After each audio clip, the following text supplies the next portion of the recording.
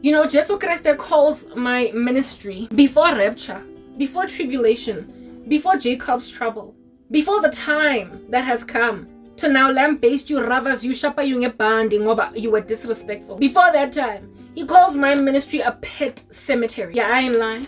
Like the Bioscope. Pet cemetery. He says that lana mina ngingu Dr. Doolittle. But unlike Dr. Doolittle, I am talking indeed, ungati, almost like it's necromancy. I am talking to dead animals. So it's a pet cemetery.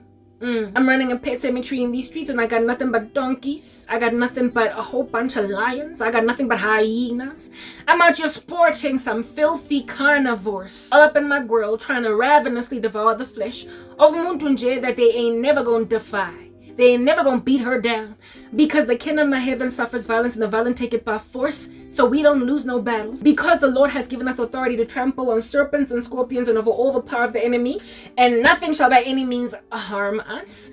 Because it's a pet cemetery including the kopioni, the spider, the noja, the bubezi in these streets that you are. I am nonetheless gonna conquer. Kitloba number one. Hooray! Kitlo fangara kinule Red Bull. It's literally going to be my party soon. Mara pet cemetery.